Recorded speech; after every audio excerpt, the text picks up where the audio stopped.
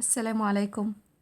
النهاردة إن شاء الله هعمل معاكم الكسكسي أو المبروم الفلاحي زي ما بعض الناس بيسموه، وده وقته في الشتاء والجو البرد ده يدفينا.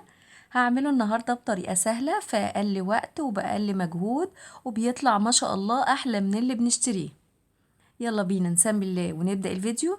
بس يا ريت قبل ما نبدأ ما تنسوش لايك للفيديو واشتراك وتفعيل الجرس عشان يوصلكوا كل جديد. بسم الله. معايا كيلو من الدقيق الأبيض وكوبايتين من المية حطيتهم في بخاخة. لو ما عندكيش البخاخة بتحطي المية في طبق مفيش مشكلة. وهحط دلوقتي على الدقيق نص معلقة من الملح، وهقلبهم مع بعض تقليبة خفيفة عشان أخلط الملح بالدقيق. وهبدأ أرش المية على الدقيق وبفرك الدقيق مع المية عشان الدقيق يتشرب المية كويس. وبستمر ايد ببخ بيها المية والايد التانية بدخل المية في الدقيق وافركه بالطريقة دي. لازم تعملي الحركة ديت الاول قبل مرحلة بس الدقيق. لو بترشي المية بالكوباية او بايدك خليكي حريصة يدوب تنسمي بالمية رشرشة خفيفة عشان الدقيق ما يعجنش معاكي.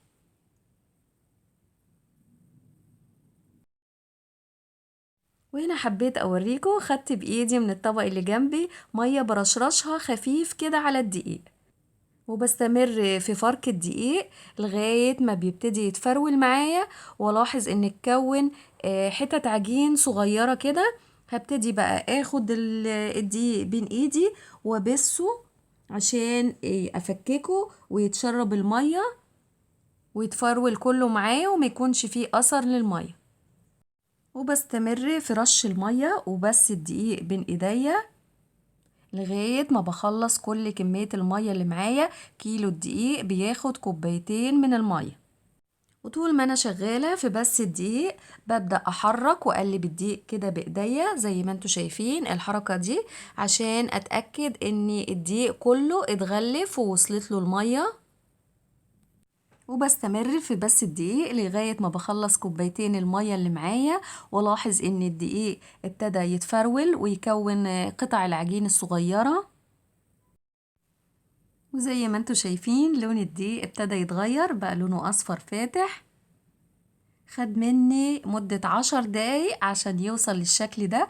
ولو معاكي حد من ولادك بيساعدك ويرشلك المية يبقى خير ويسهل عليكي كتير. كده تمام الدقيق كله اتفرول معايا. دلوقتي تعالوا نشوف الخطوة التانية. ودلوقتي جبت الكبة مغسولة كويس قوي وما فيهاش اي ريحة بصل ولا لحمة، خلي بالك. وهاخد الدقيق اللي عندي شوية بشوية واضربه في الكبة. الكبة هنا بديل للغربال بتوفر الوقت والمجهود، يعني يسلم صاحب فكرة استخدام الكبة. الكبة هتخليه مفرول وجميل مفهوش اي كلكعة. حتى لو عندك كتل كبيرة من العجينة الكبة هتحل المشكلة. بضربه في الكبة مش كتير، مجرد بس الدقيق ما يفك ويخرز وما يكونش فيه اي تكتلات. يعني كمية الدقيق بتاعتي دي هتاخد مثلا 5 دقايق عشان اضربها كلها او اقل كمان. وده بيكون شكله زي ما انتوا شايفين اتفكك اهو. وهنا زي ما انتوا شايفين الفرق بين الدقيق اللي ضربته في الكبة ما بين اللي لسه ما اتضربش. هنا بعد ما اتضرب اتفكك وبقى مفرول وشكله في منتهى الجمال. وبخلص بقية الكمية ونرجع نشوف هنعمل ايه. وده بعد ما خلصت الكمية بتاعتي كلها ضربته على 3 مرات في الكبة. ده بيكون شكله مفرول ومخرز وكل الكتل والعجين اللي كان فيه اتفكك. دلوقتي انا حضرت قماشة بيضة قطن نظيفة مخصصاها للكسكسي، مش بعمل بيها اي حاجة تانية. هحط فيها الكسكسي وهربط عليه، وبراعي ان الرابطة تكون فوق سايبة مسافة للتهوية بين الرابطة ما بين الكسكسي. وهحطه في مصفى. وفقتها على قد حلة مناسبة عندي، وطبعا كنت مالية الحلة لنصها بالمية وفتحت عليها النار لغاية ما المية غلت. وبحط المصفى اللي فيها الكسكسي على الحلة وهغطي عليها وهسيب الكسكسي يستوي على البخار مدة نص ساعة بالظبط. وبتخلي بالك كل ما المية بتنقص في الحلة بتزودي مية سخنة، وتخلي بالك كمية المية ما تلامس المصفى عشان المية ما توصلش للكسكسي ويعجن. وهنا بوريكم شكل المصفى على الحلة مظبوطة تمام، مفيش اي بخار بيتسرب من الحلة.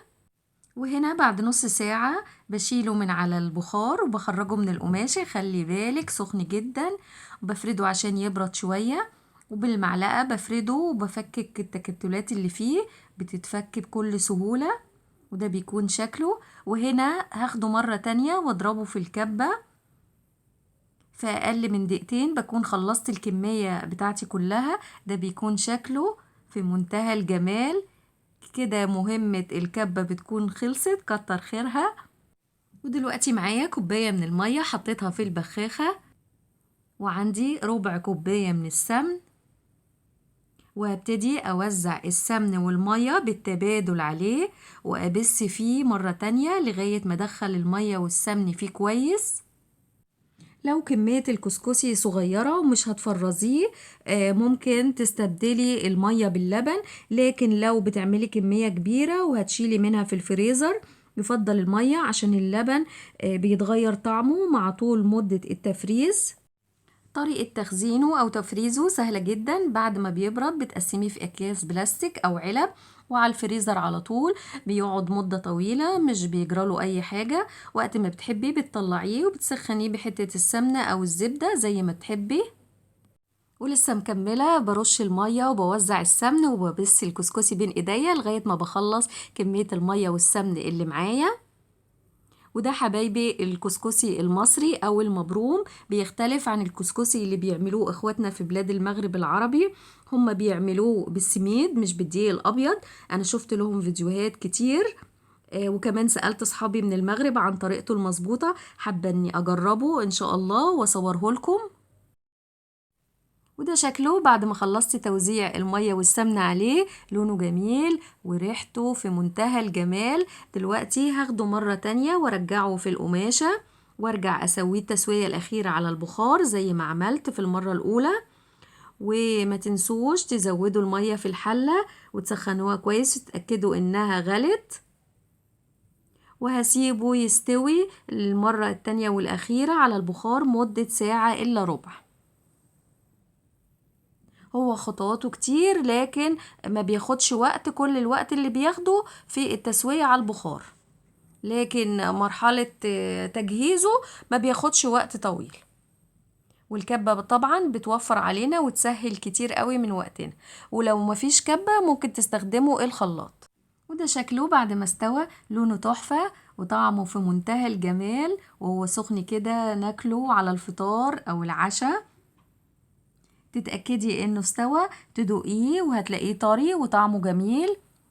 وهو مدة التسوية بتاعته المظبوطة ساعة الا ربع زي ما قلتلك، دي التسوية الأخيرة، والتسوية الأولى كانت نص ساعة. تاكلوا حادق أو حلو زي ما تحبوا، احنا هنا بنفضله تحلية، بنحط عليه لبن وسكر بودرة. أنا هنا وهو سخن بحط عليه سكر بودرة لأني مش موجود عندي لبن دلوقتي. هدوقه كده معاكم، تعالوا تفضلوا معايا. طعمه في منتهى الجمال، كفاية انك عاملاه بايدك وضامنة نظافته، وطبعا موفر جدا. احنا عارفين دلوقتي الاسعار عاملة ازاي، ربنا يعيننا. يلا قوم اعمليه لولادك ودفيهم، طريقته سهلة جدا، لو بتعمليها لأول مرة هتنجح معاكي في أقل وقت وبأقل مجهود.